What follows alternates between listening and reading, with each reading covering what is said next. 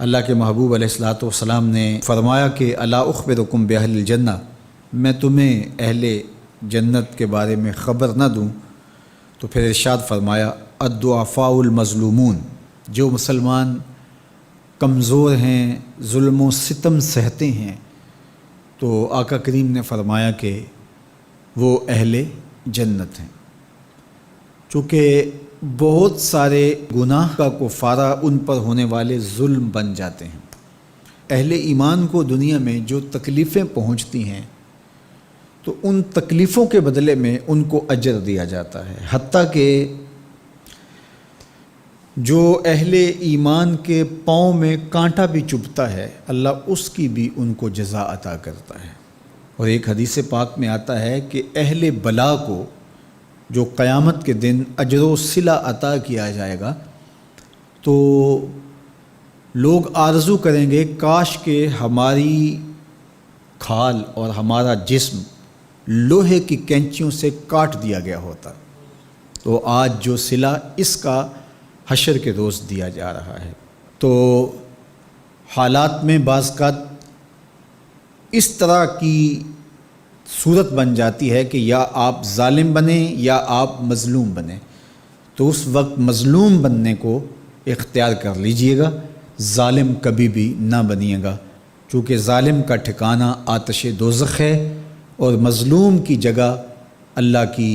جنت ہے۔ پھر فرمایا الا اخبرکم بخیارکم، میں تمہیں خبر نہ دوں جو تم میں سب سے زیادہ بہتر ہیں؟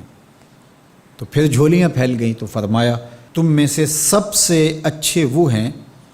کہ جو اچھے اخلاق کے حامل ہیں، جن کا خلق اچھا ہے،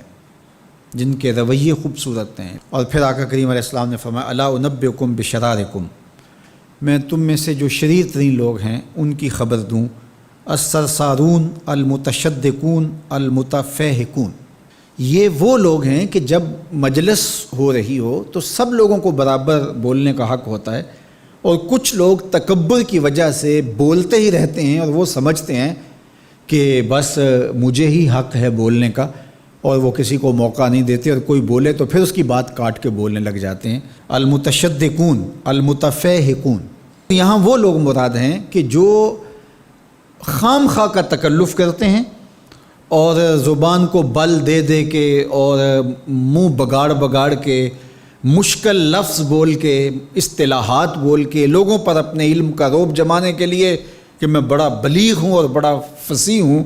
اور اسی طرح کچھ لوگوں کو یہ بڑا ہوتا ہے کہ وہ فرنگی زبانیں جانتے ہیں، تو وہ عام دیہاتی لوگوں کے ساتھ بھی گفتگو کریں تو وہ مشکل سے مشکل الفاظ بولتے ہیں، جبکہ وہ بیچارے تو سادی زبان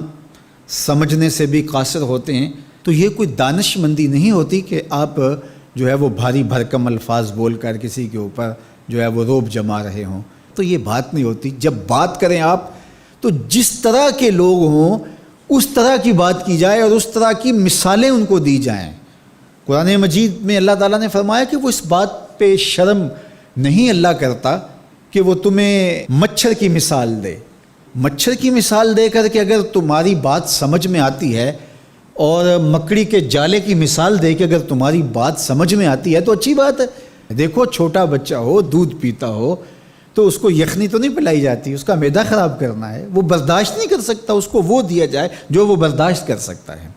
اس لیے آپ کے مخاطبین کس طرح کے ہیں؟ کلم الناس علی قدر عقولہم لا علی عقولکم، میرے اور آپ کے آقا و مولا نے فرمایا جب بات کرو تو لوگوں کے فہم کے مطابق کرو، اپنے فہم اور اپنی عقل کے مطابق نہ کرو۔ علامہ اقبال علیہ رحمہ کی شاعری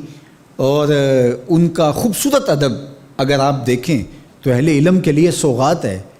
لیکن جب چھوٹے بچوں سے مخاطب ہوتے ہیں تو پہاڑ اور گلہری کے نام سے نظم لکھتے ہیں، جگنو کے نام سے نظم لکھتے ہیں، اور